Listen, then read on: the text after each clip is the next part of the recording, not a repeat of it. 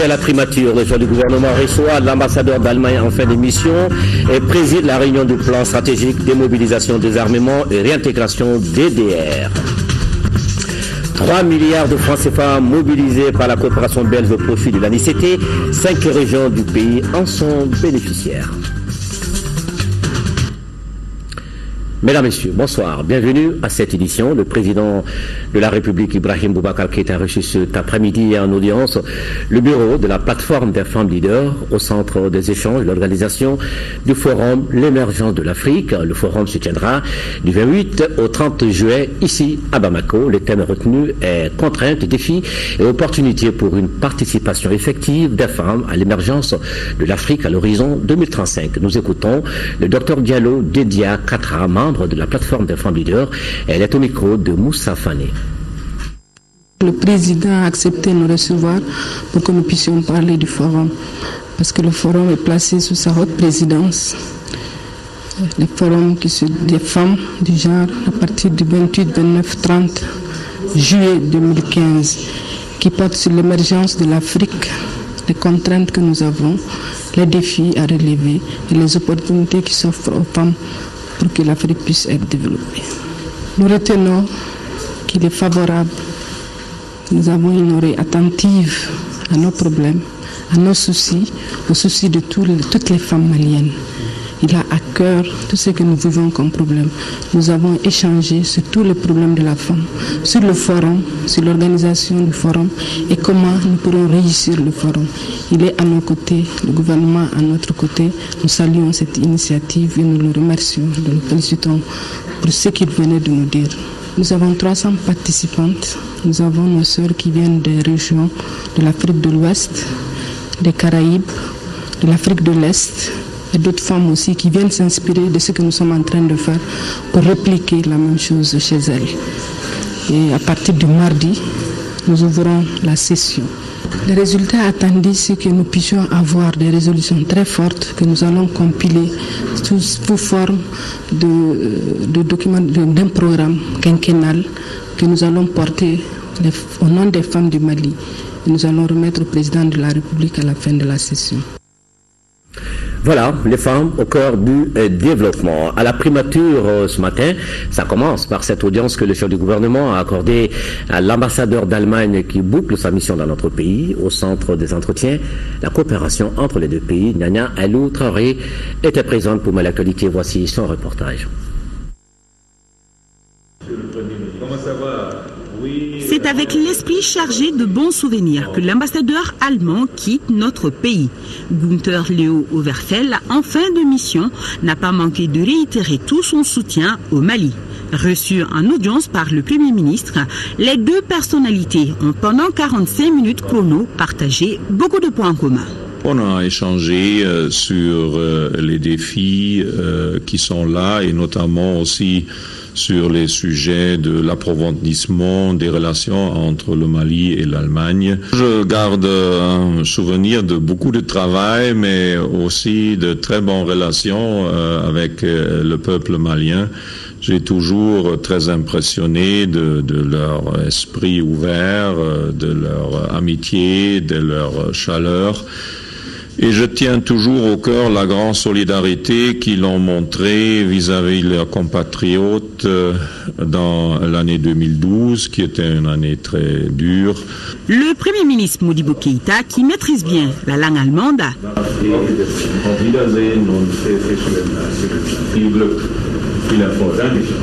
a chaleureusement remercié le diplomate qui, de son côté, a promis de garder un œil sur notre grand Mali. Absolument, un œil privé, mais aussi un œil professionnel, si vous voulez, parce que je vais rentrer à Berlin et je serai responsable pour la région et le Sahel, donc je reste très proche du Mali et ça me fait grand plaisir. L'Allemagne intervient au Mali dans différents domaines d'activité, comme l'agriculture, l'éducation et la culture. Et voilà, Excellence, au Wiedersehen. Après son audience avec le diplomate allemand, Modibo Keïta a aussitôt présidé la réunion du plan national stratégique, démobilisation, désarmement et réintégration DDR. Le dit plan, une fois approuvé, se donnera pour ambition de promouvoir le vivre ensemble et consolider la paix et la sécurité dans notre pays. Pour plus de détails sur le DDR, nous écoutons ici le ministre de la Communication, porte-parole du gouvernement, Choguelko Kalamaïga. Il est au micro de Nyanya Aïloutraoré. Le gouvernement, depuis la signature de l'accord le 15 mai et le 20 juin, a imprimé une cadence particulière au processus de mise en œuvre. Vous vous souviendrez que le président de la République a dit que la mise en œuvre de l'accord, il en fait un point d'honneur et que le Mali respectera scrupuleusement tous ses engagements. Dans cet ordre d'idées, ça fait quelques jours maintenant que des réunions se succèdent autour du chef du gouvernement. Il vous souviendra que la semaine passée a été adopté le projet de décret mettant en place la commission de suivi de mise en œuvre, commission nationale, présidée par le chef du gouvernement. Hier, nous avons eu un conseil de cabinet autour du Premier ministre pour adopter le plan d'action de la mise en œuvre de l'accord qui s'articule autour d'un certain nombre de points. Vous avez les questions politiques et institutionnelles, les questions de défense et de sécurité, les questions économiques et sociales, les questions juridiques, humanitaires et de droit, la question donc du suivi de l'accord par le gouvernement du Mali et naturellement le volet international. Ce document a abouti à des décisions précises du chef du gouvernement. Chaque ministère est chargé, avec l'ensemble de ses cadres, d'identifier toutes les tâches qui relèvent de lui pour créer un mouvement d'ensemble, pour que l'ensemble du gouvernement tire dans un seul sens et au même rythme, pour que la mise en œuvre de l'accord en ce qui concerne la République du Mali ne connaisse pas un jour de retard. L'étape suivante aujourd'hui, l'une des étapes les plus délicates, c'est la stratégie de DDR. Les officiers supérieurs viennent de présenter en conseil de cabinet le travail qu'ils ont fait, qui est au stade de projet. Le chef du gouvernement a apprécié la qualité du document présenté, la qualité et surtout le sens de l'anticipation de la hiérarchie militaire et des cadres qui travaillent sur ce dossier.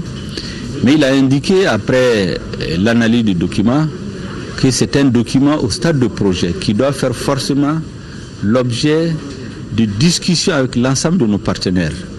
Comme c'est le Mali qui doit assurer quand même le leadership dans le processus de mise en œuvre de l'accord, le Mali ne doit pas être l'accompagnateur.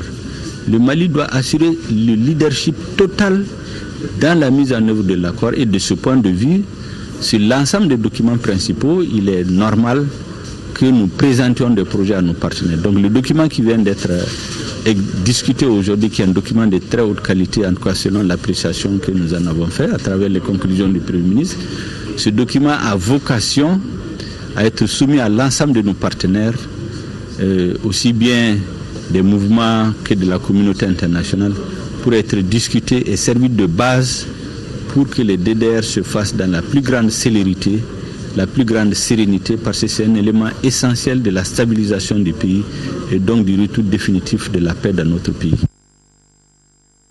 Et la coopération belge qui met à la disposition de l'Agence nationale d'investissement des collectivités territoriales ANICT 3 milliards 170 millions de francs CFA. Les deux parties ont signé ce matin la convention dont les bénéficiaires sont les régions de Kay, Koulikoro, Sikasso, Ségou et Mopti. Dans sa deuxième phase, ce partenariat s'élargira aux régions du Nord. Batraoré, reportage. Avec cette convention, un grand pas vient d'être franchi en matière d'investissement au profit des collectivités territoriales. Il s'agit de celles de Kay, Koulikoro, Sikasso, Ségou et Mopti.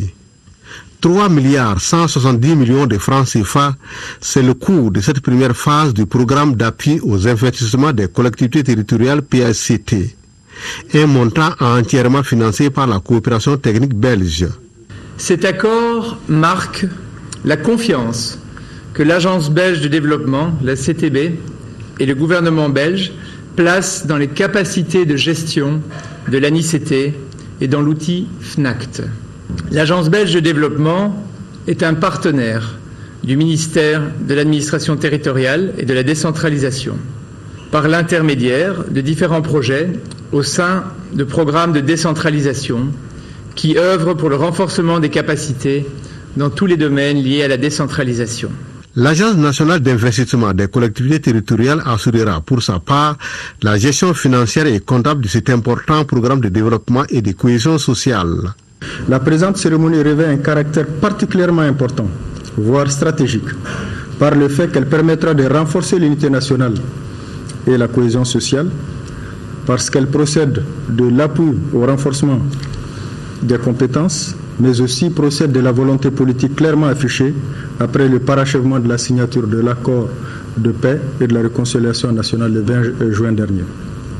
Elle va permettre aussi, cette signature, d'appuyer la marche absolue de notre pays vers le progrès social pour un développement humain durable dans le cadre de l'unité nationale, la cohésion sociale retrouvée pour un meilleur vivre ensemble comme il en a toujours été le cas au Mali. Le programme, dans sa deuxième phase, va couvrir les régions de Gao, Tombouctou et Kidal. À Ségou, le ministre des Domaines de l'État et des Affaires foncières sur les chantiers litigieux du foncier dans la région où 34 cas ont été recensés. Pour le ministre Mohamed Ali Bathily, pas de quartier ni de faveur. Toute attribution de titres fonciers qui ne respecterait pas les principes réglementaires ne sera point tolérée. Une correspondante de Candécila. Première étape de la visite du ministre des Domaines de l'État et des Affaires foncières, sa direction régionale. Maître Mohamed Ali Bathily a animé une séance de travail. Le tableau présenté par la directrice régionale, Mme Togola Waraba Koulibaly, est peu reluisant. 34 litiges fonciers enregistrés dans la région, absence de statut des sociétés immobilières, inexistence des projets immobiliers, des lotissements irréguliers ou des titres fonciers octroyés non conformes, souvent sur de simples réquisitions. Le diagnostic est posé. Lorsque l'article 169 du Code domanial et foncier vous dit que le titre foncier est inattaquable, est-ce que vous vous êtes demandé pourquoi il est inattaquable? Il est inattaquable parce que toutes les procédures devant aboutir à la création du titre sont des procédures de transparence et de purge de tous les droits pouvant gréver éventuellement l'existence du titre lui-même. Donc si vous violez les procédures aboutissant à la création du titre, au lieu d'être inattaquable, le titre est nul parce qu'il est inexistant en droit administratif. À la Comatex SA et au quartier Sido-Soninkroa, le ministre Bathily s'est beaucoup imprégné des litiges qui opposent les populations à certains propriétaires. J'ai dit on va réfléchir au cas par cas. Et chaque fois que cela est possible, s'il faut aller à l'annulation des actes, nous y arriverons. S'il faut aller à réclamer un dédommagement à l'égard de ces personnes et de leurs complices dans l'administration qui ont fermé les yeux pour faire de façon complaisante des documents officiels au nom de l'État, alors que la loi de l'État est allègrement violée, eh bien, nous allons y aller en recherche de dédommagement auprès des agents, y compris au prix des biens personnels qu'ils ont, qu'ils ne croient pas que cela n'est pas possible. L'action récursoire de l'État est possible.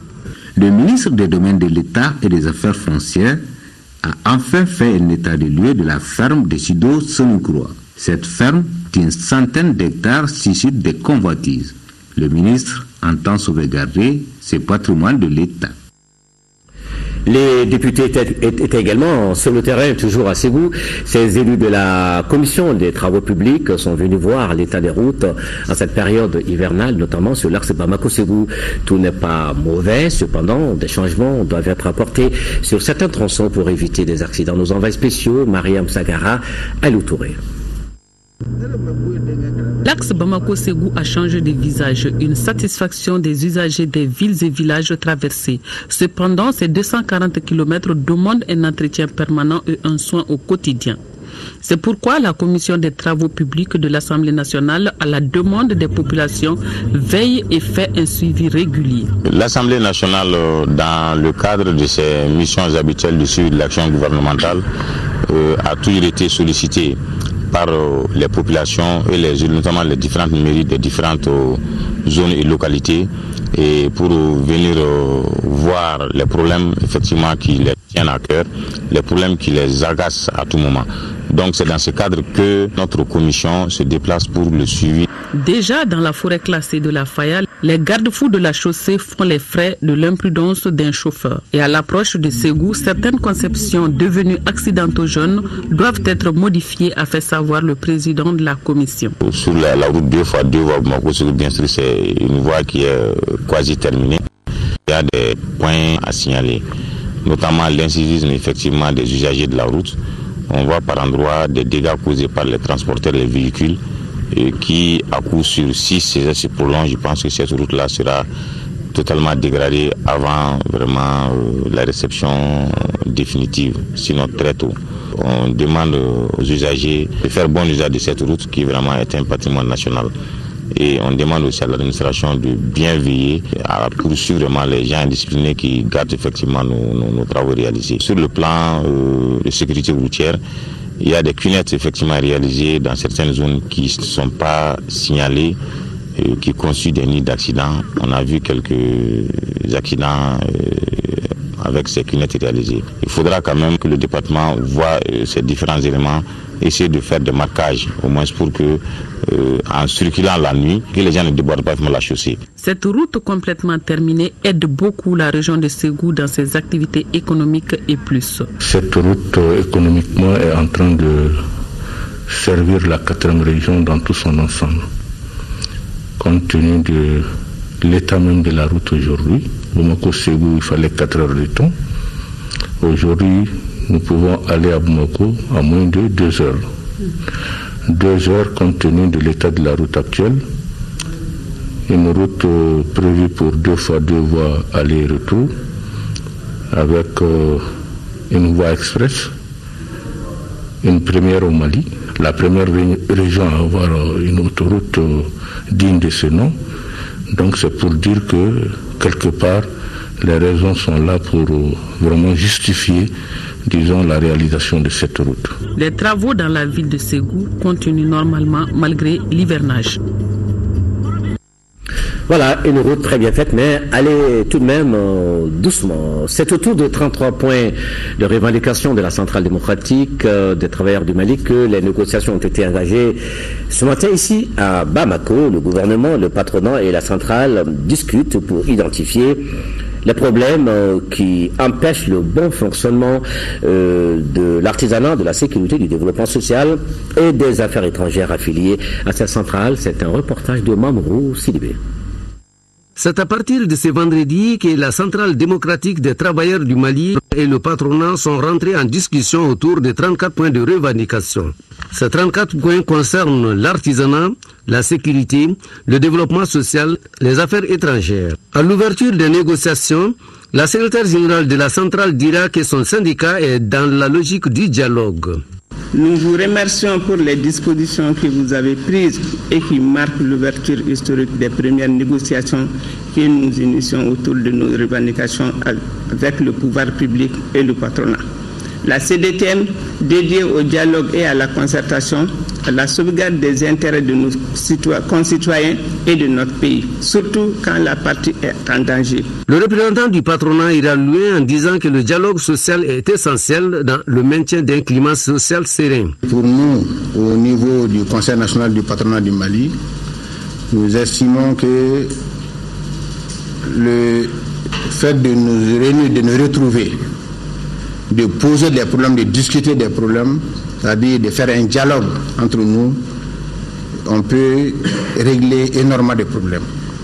Et c'est notre préoccupation majeure parce que nous estimons que nous sommes liés, les travailleurs, les employeurs, et qu'ensemble, il faudra qu'on discute, qu'on pose les problèmes, qu'on trouve des solutions. Le ministre du Travail, de la fonction publique et de la réforme de l'État, chargé des relations avec les institutions en lançant les travaux de la négociation, a rassuré les syndicalistes de sa disponibilité et leur a rappelé les nouvelles visions du gouvernement du Mali. Nul n'ignore que notre pays vient de loin. Nous venons de traverser la plus grave crise existentielle de notre histoire.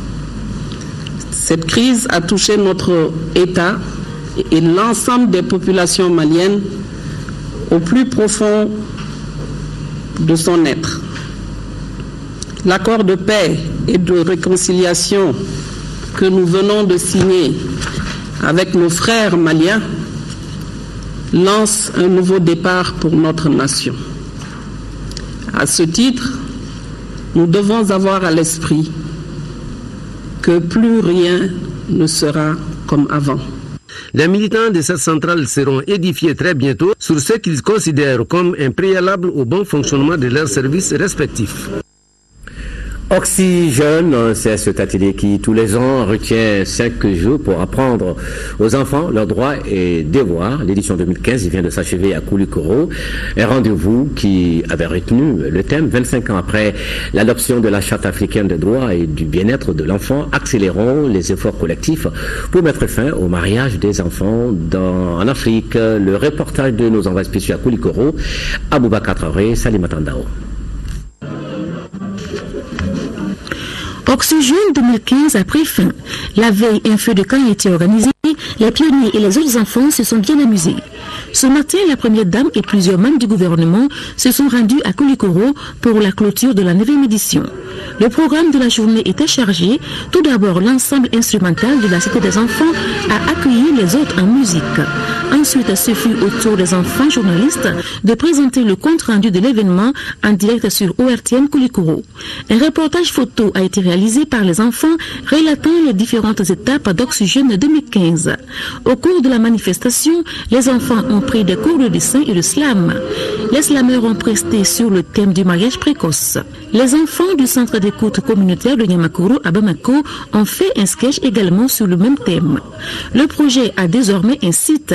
Il s'agit de oxygène.ml. Il a été lancé sur place par Madame la Première Dame du Mali, Keïta Aminata Maïga. Des certificats de reconnaissance et des attestations ont été remis aux participants. L'UNICEF, qui a organisé l'événement avec ses partenaires, se réjouit de l'implication de la Première Dame du Mali dans la lutte contre le mariage précoce. Je voudrais, de façon personnelle et au nom de tout l'UNICEF, reconnaître ici la présence de Madame Keïta Aminata Maïga, Première Dame du Mali, marraine de l'événement, ainsi que son engagement en faveur de la campagne africaine pour mettre fin au mariage des enfants. L'événement est organisé sous la présidence de la ministre de la Promotion de la Femme, de l'Enfant et de la Famille.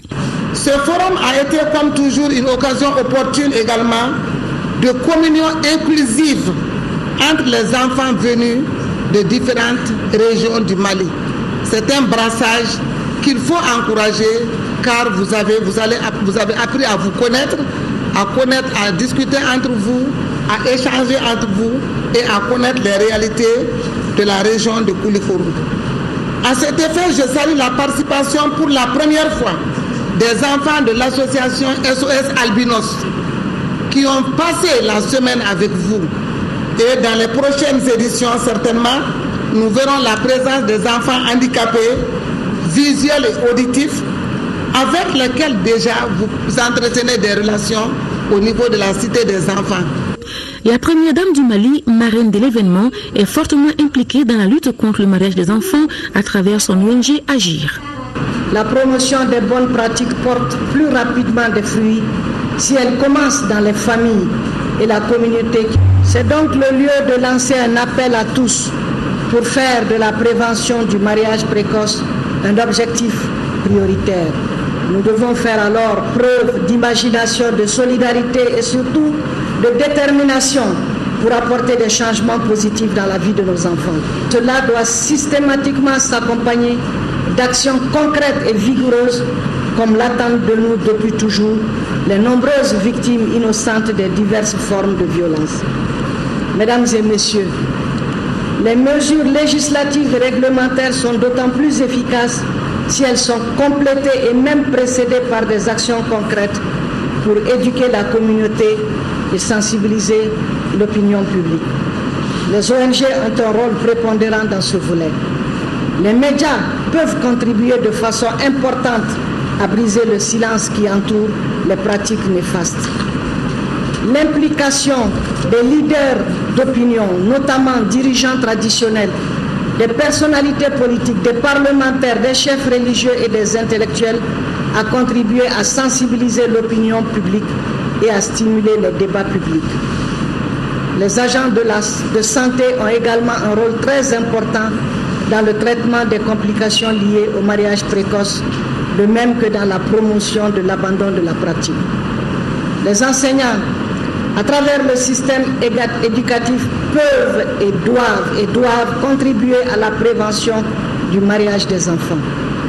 Le gouvernement devra aborder la question du mariage précoce dans le cadre plus global des programmes de développement visant à éradiquer la pauvreté. Des études démontrent que le mariage précoce porte atteinte à la santé, l'éducation, au bien-être physique, mental et social de l'adolescente.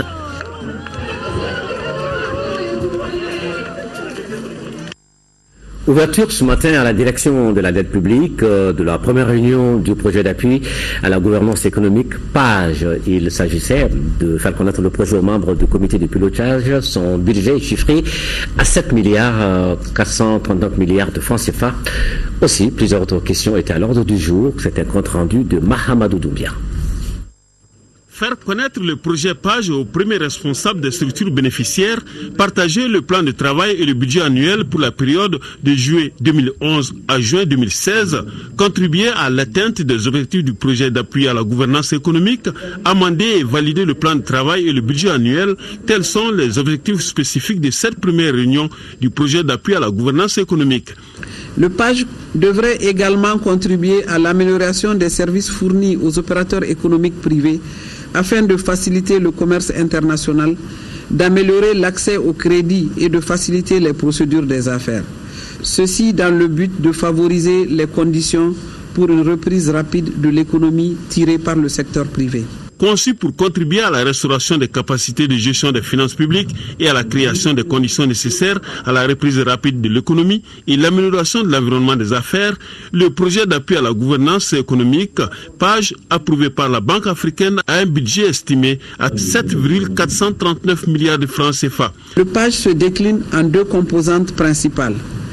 Il s'agit de la restauration des capacités en matière de gestion des finances publiques et l'appui à la création des conditions nécessaires à la reprise économique à travers l'amélioration de l'environnement des affaires. Le PAGE, le projet d'appui à la gouvernance économique, est placé sous l'autorité du directeur général de la dette publique pour une durée de 4 ans, de 2013 à 2017. Il comprend 3 organes de gestion, à savoir le comité de pilotage, le comité technique et la cellule d'exécution du projet. Voilà, merci Mahamadou Doumbia, et nous précisons que le budget du projet d'appui à la gouvernance économique PAGE est chiffré à 7,439 milliards de francs en CFA. Et puis, cette performance au niveau de la Caisse malienne de sécurité sociale, la structure a réalisé l'année dernière près de 70 milliards de francs CFA et un taux d'exécution de 103%. L'information a été donnée ce matin, c'était au cours de la 13e session ordinaire du conseil d'administration de la Caisse. Un reportage de Ramata Akonate. La Caisse malienne de sécurité sociale a enregistré en 2014 des résultats très satisfaisants.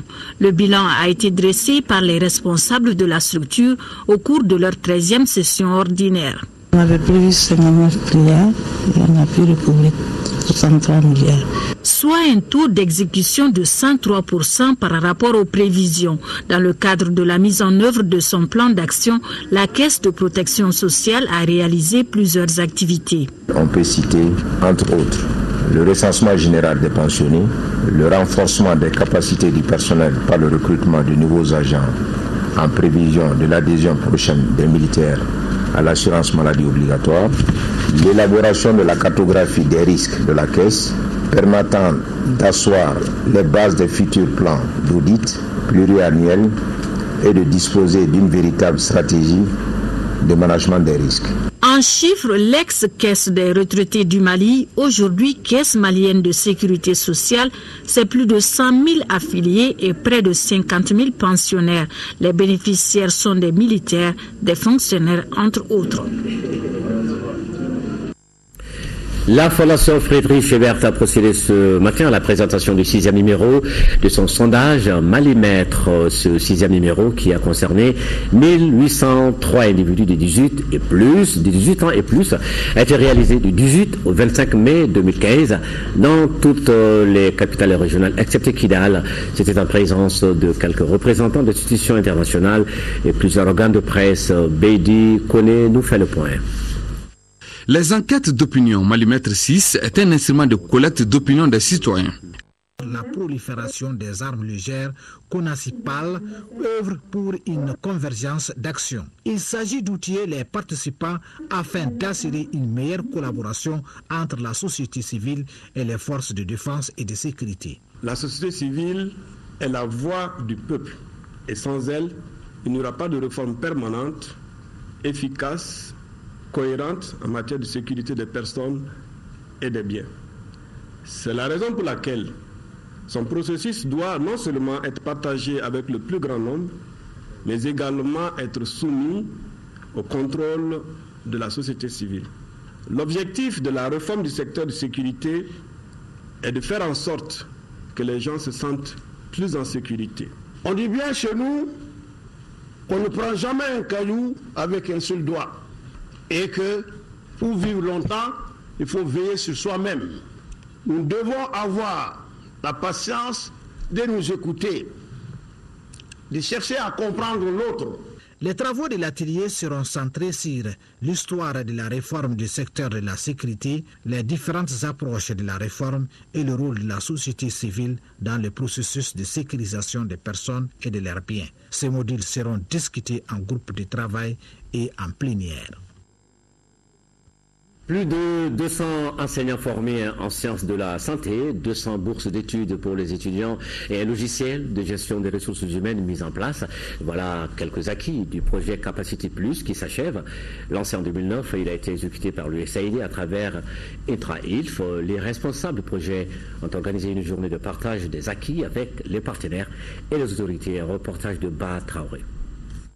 Le programme de bourse à 204 étudiants leur permettant de continuer la formation après la crise, voilà certaines réalisations du projet Capacity Plus de l'USAID.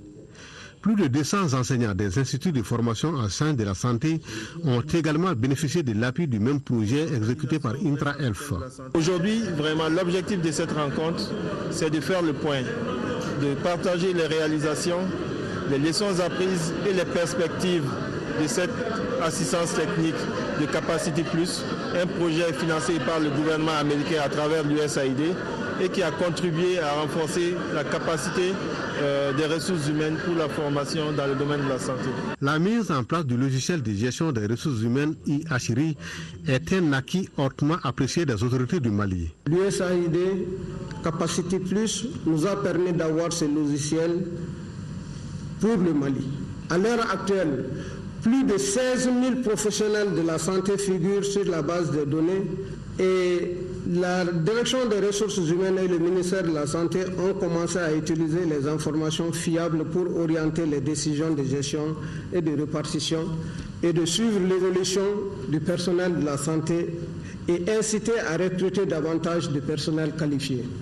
Capacity Plus s'achève bientôt, mais le projet Santé USAID FISULA Mali et celui de renforcement des capacités de la société civile pour l'implication dans les questions de planification familiale vont bientôt être lancés.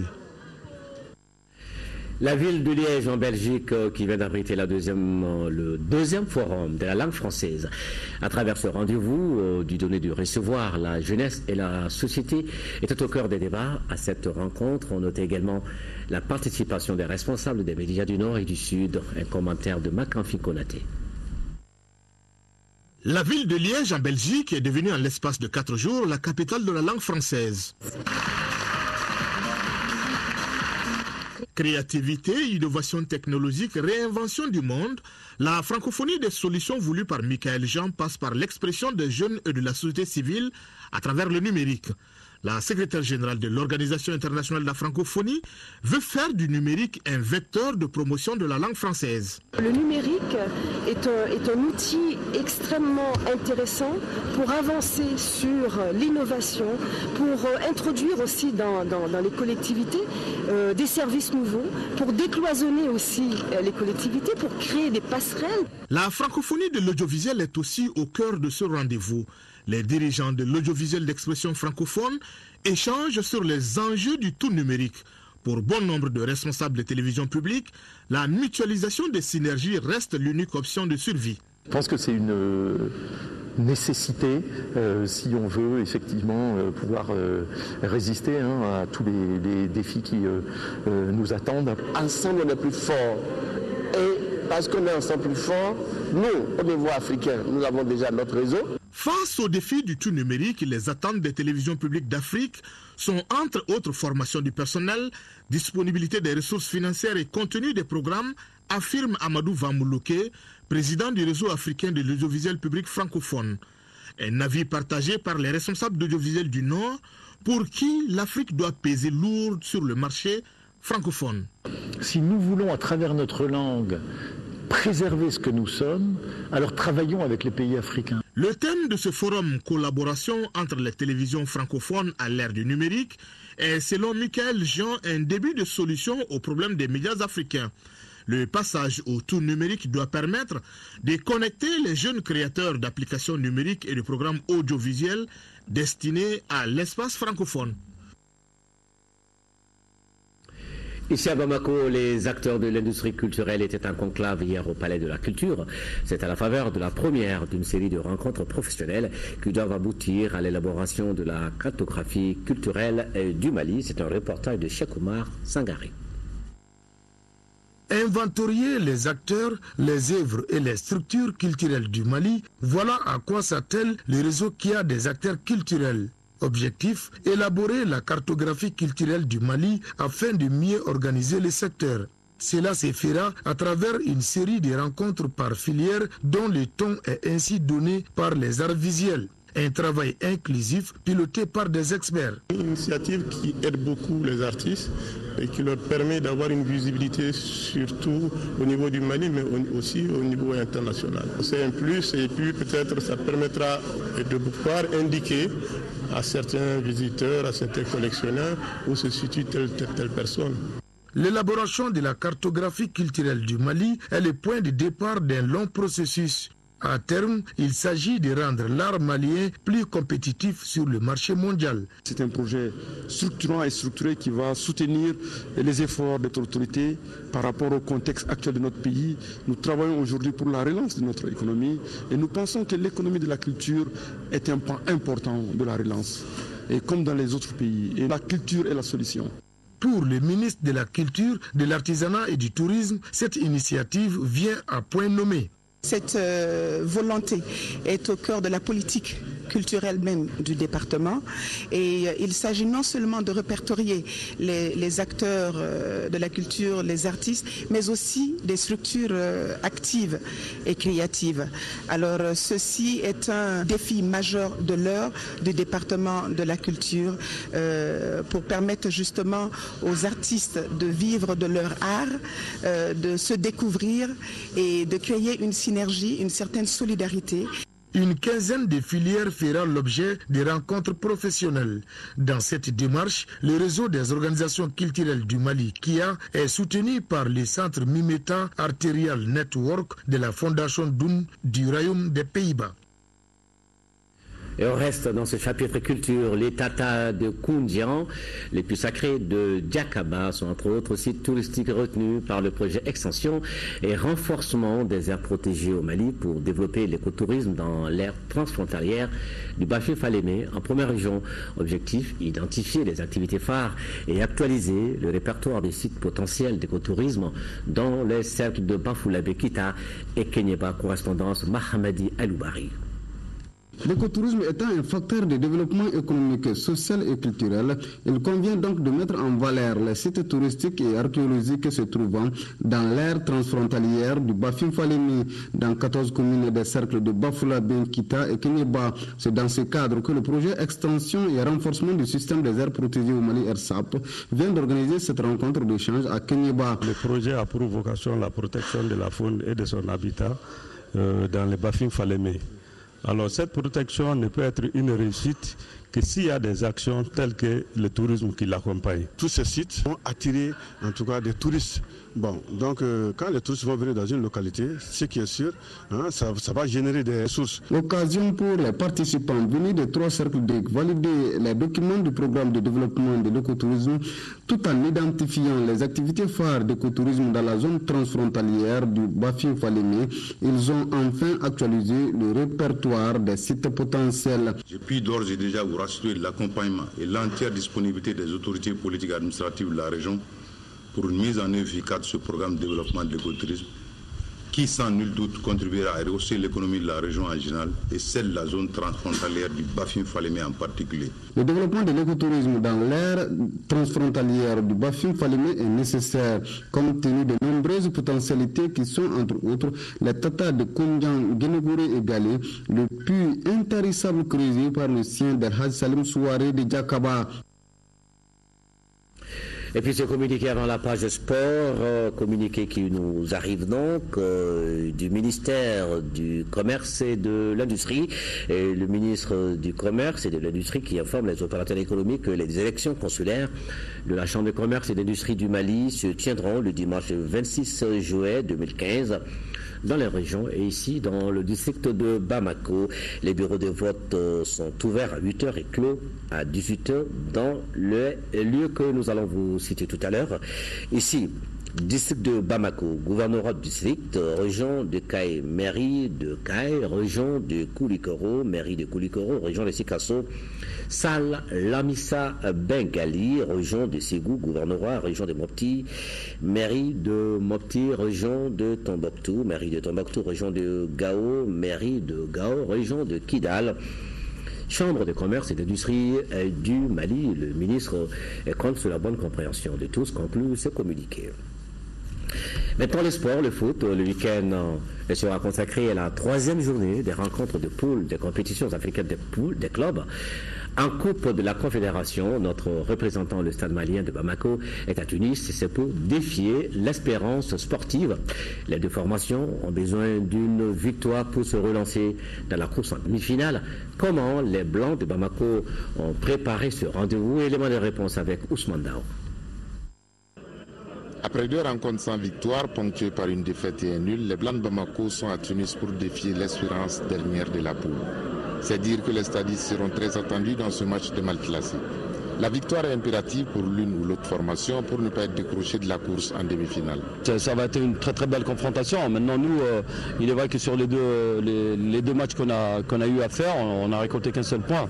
L'objectif quand même est d'aller chercher des points sur les terres adverses avant de rencontrer les autres en match retour ici chez nous. C'est vrai que c'est un bon challenge pour nous, pour les joueurs, pour moi-même aussi. On va partir avec un effectif qui est là, qui est celui d'aujourd'hui. Donc à partir de là, c'est avec cet effectif là qu'il va falloir relever le défi, que ce soit l'Espérance, que ce soit une autre équipe. Mon équipe doit être aussi vaillante face à l'Espérance. Pour le moment, le Stade malien de Bamako n'a pas encore marqué dans cette phase de poule. Une occasion à laquelle il va falloir vite trouver une solution pour aller de l'avant. À Sotuba, on est conscient. On va jouer comme on a joué en deuxième mi-temps contre El Ali. Donc c'est-à-dire de poser le jeu, d'aller presser l'adversaire en haut pour qu'on puisse marquer le but qui nous manque dans cette compétition. Le plus important, il faut qu'on marque ici.